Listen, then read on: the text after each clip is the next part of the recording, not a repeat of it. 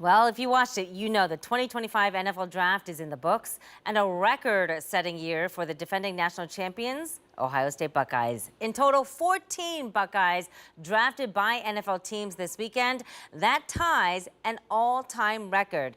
Now, OSU nearly broke that record as well because just after the draft, Ohio State starting center Steve McLaughlin was signed to the Bengals as an undrafted free agent. Well, here's 10 TV's Adam King and 97.1 The Fan's Tyvis Powell with a closer look.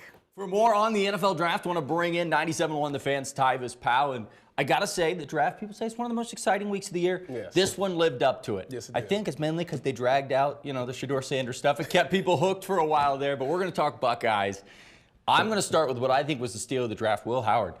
I think Will Howard could start for the Pittsburgh Steelers. Do you agree? I mean, when you look at the roster, Mason Rudolph right now is the guy that he's competing with. And yes, Mason Rudolph has done some good things, and he's been in that building, and guys are familiar with him. But there's no doubt that Will Howard is a baller. And the thing is, as long as he continues to keep developing and keep getting better, he could be the starter by the end of the season. You can't go with Mason Rudolph. I mean, you just can't go with Mason. Mason Rudolph has done some good things for that organization. Yeah, okay, all right.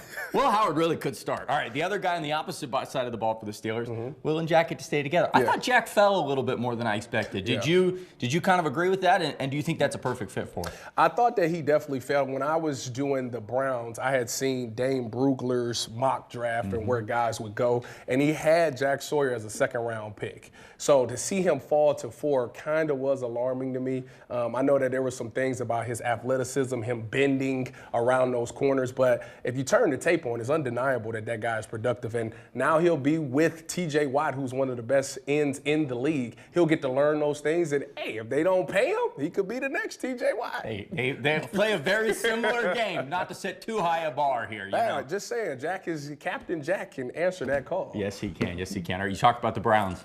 They get Quinshon. Yes. We don't want to talk about the 2 quarterbacks that they drafted. Doesn't make a lot of sense, but they get Quinshon. Do you like the fit with Judkins? I do. I think that one thing that they were missing is they were missing that powerful back, that short yardage and goal line guy. Quinshon absolutely gets it done in the goal line, and we've seen him score multiple touchdowns doing that. Pairing him with the Jerome Ford is perfect. You got that speed and power. All right. Quinshon Judkins with the Browns. We got now, I think, 7 Buckeyes with the Arizona Cardinals. Yeah. They are all across the NFL. Now we get to see the new Buckeyes on Sunday. He is Tyvis Powell. I'm Adam King. All right, guys, thanks. And, of course, as you heard, the Browns and Bengals wrapping up the draft with a focus on building for the future. So they did add that star power in the process. Once again, Cleveland making again headlines, taking Michigan defensive tackle Mason Graham in the first round. Then early in the second, they grabbed Ohio State running back Quinshon Judkins. So we're glad to see that. But the big one, look closely, Shedeur Sanders, a quarterback at Colorado State and son of American sports legend Deion Sanders. We're going to read that for you. Yeah.